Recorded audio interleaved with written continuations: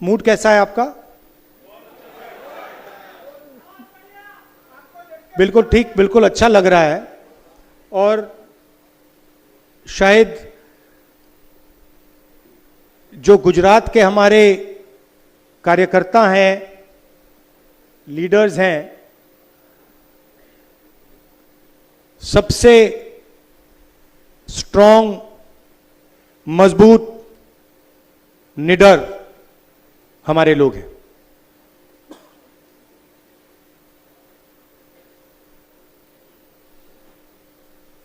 देश में क्या हो रहा है आपको मालूम है। बेरोजगारी 2-3 अरबपतियों को देश का पूरा धन दिया जा रहा है। यहीं के हैं,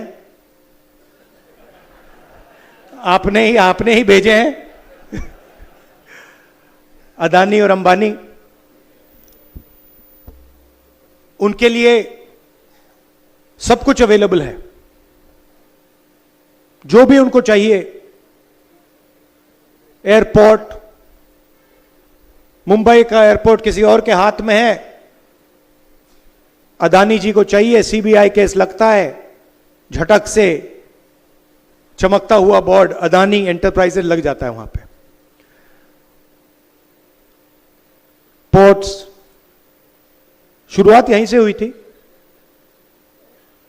एयरपोर्ट, सीमेंट, इंफ्रास्ट्रक्चर, सारा का सारा डिफेंस, सारा का सारा इनके हाथ में जा रहा है। और जनता गुजरात में और पूरे देश में बस देखती जा रही है।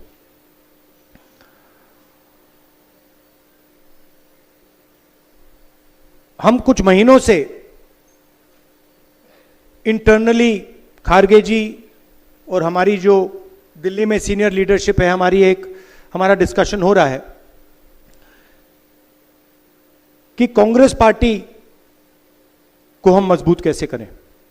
क्योंकि सच में ये जो लड़ाई चल रही है, ये राजनीतिक लड़ाई तो है, मगर ये विचारधारा की लड़ाई भी है। और विचारधारा की सिर्फ 2 पार्टियां हिंदुस्तान में, एक बीजेपी और आरएसएस और दूसरी कांग्रेस पार्टी। तो लड़ाई इन दोनों के बीच में है। और पूरा देश जानता है, समझता है कि कांग्रेस पार्टी ही आरएसएस और बीजेपी को हरा सकती है। और इसमें मैं एक और चीज जोड़ना चाहता हूं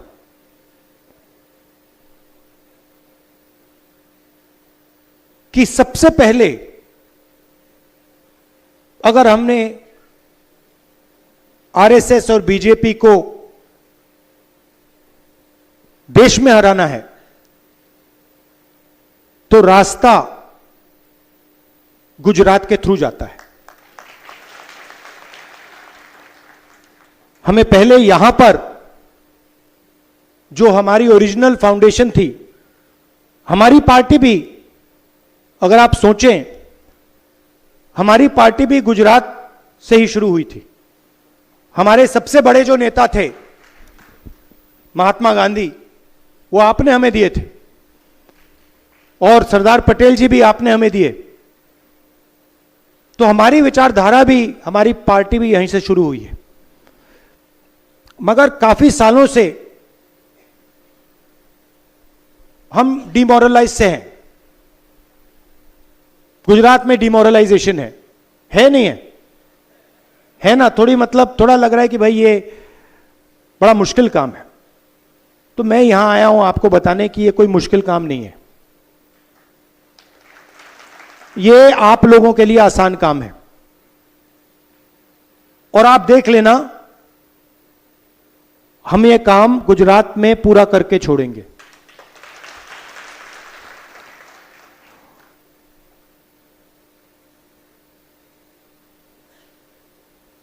तो हमने निर्णय लिया है कि कांग्रेस पार्टी में हमें थोड़ा बदलाव लाना पड़ेगा। अभी मैं आपके डिस्ट्रिक्ट के सीनियर नेताओं से मिला और बहुत अच्छा डिस्कशन हुआ। और उन्होंने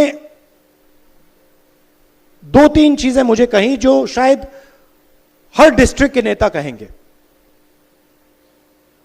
सबसे पहले जो हमारे बीच में कंपटीशन होता है वो डिस्ट्रक्टिव कंपटीशन होता है, प्रोडक्टिव कंपटीशन नहीं होता है।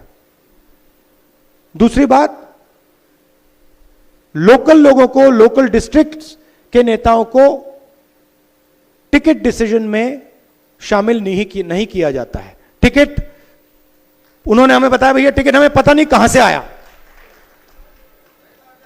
पता नहीं कहां से, मतलब आसमान से टपक के आ जाते हैं, राइट। दूसरी बात जो मैंने पिछली बार कही कि आप लोगों को काफी अच्छा लगा, मैंने कहा कि देखिए दो तरीके के घोड़े होते हैं, एक रेस का होता है और दूसरा बारात का घोड़ा होता है। अच्छा, उसमें तीसरा भी होता है, उसको जोड़ देता हूं, एक लंगड़ा घोड़ा भी होता है। और आप ही ने मुझे यह बात बताई कि देखिए राहुल जी, प्रॉब्लम क्या है कि कांग्रेस पार्टी कभी कभी रेस के घोड़े को बारात में बेच देती है और बारात के घोड़े को रेस में दौड़ा देती है। तो हम ये बात इन घोड़ों को हम थोड़ा अलग अलग करना चाहते हैं कि भैया ये रेस का घोड़ा है, ये बारात का घोड़ा है और ये लंगड़ा घोड़ा है, और रेस के घोड़े को हम दौड़ाएंगे, बारात के घोड़े को हम नचाएंगे, राइट। तो हमारे डिस्कशन में से मेन बात क्या निकली कि डिस्ट्रिक्ट को अहमदाबाद से नहीं, डिस्ट्रिक्ट को डिस्ट्रिक्ट से चलाना चाहिए। और डिस्ट्रिक्ट के जो नेता हैं, डिस्ट्रिक्ट के जो लीडर्स हैं, उनको स्ट्रेंथ देनी चाहिए। और खास तौर से जो डिस्ट्रिक्ट प्रेसिडेंट है उसको जिम्मेदारी देनी चाहिए, उसको पावर देनी चाहिए और उसके हाथ मजबूत करने चाहिए। और यह काम हम अब शुरू कर रहे हैं। भेड़िया जी आए हैं, ये मंत्री रहे हैं, सीनियर हैं, इनको हमने यहां भेजा है।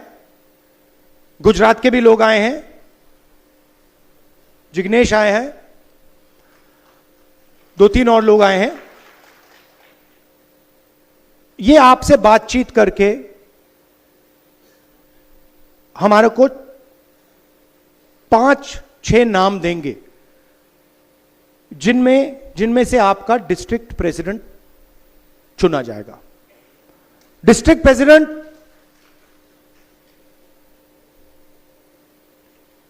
कॉम्प्रोमाइज कैंडिडेट नहीं होगा।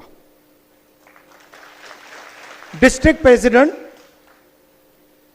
इस डिस्ट्रिक्ट को चलाएगा, अकेले नहीं चलाएगा, आपकी मदद के साथ चलाएगा, मगर उसके डिसीजन से डिस्ट्रिक्ट चलेगा।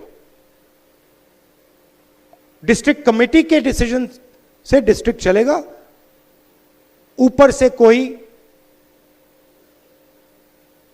अलग अलग तरीके के कैंडिडेट्स, डायरेक्शन, ये वो नहीं दे पाएगा। तो ये स्ट्रक्चर हम बना रहे हैं। हम चाहते हैं कि संगठन और इलेक्शन लड़ने वालों के बीच में कनेक्शन हो। आजकल क्या होता है, कांग्रेस पार्टी का संगठन चुनाव जितवाता है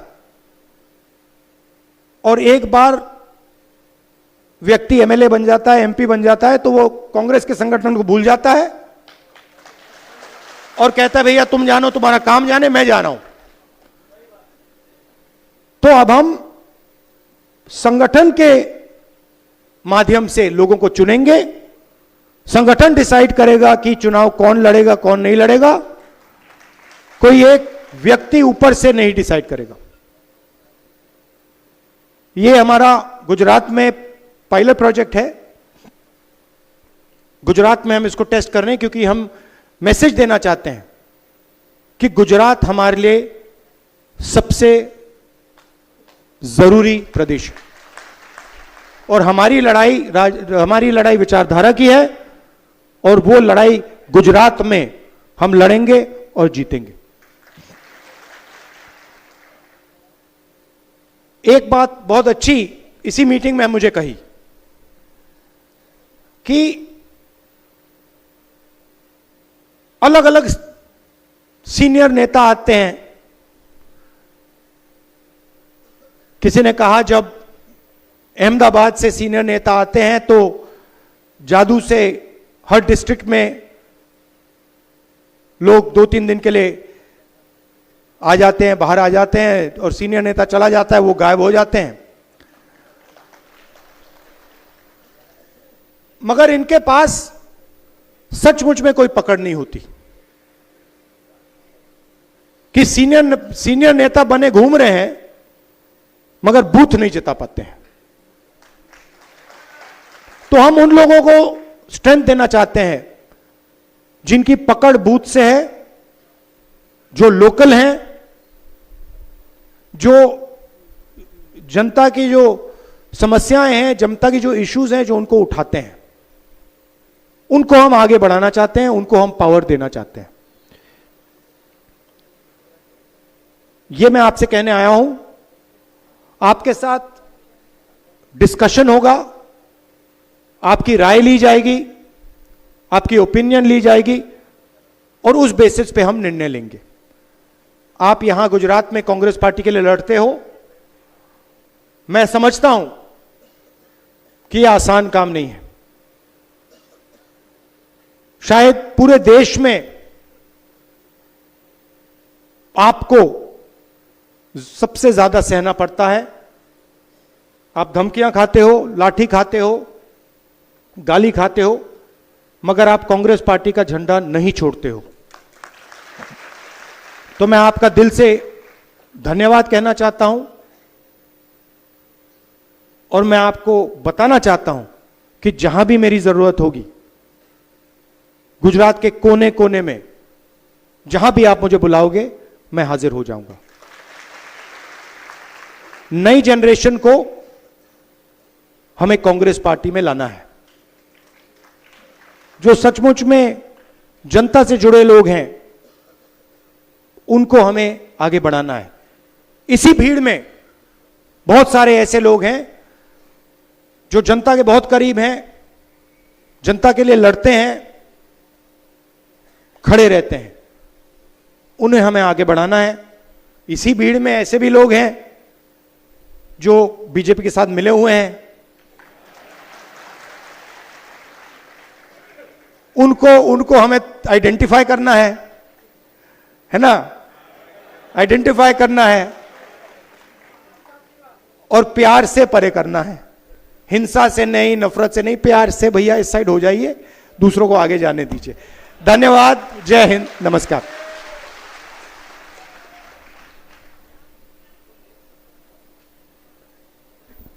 કાર્યક્રમના અંતમાં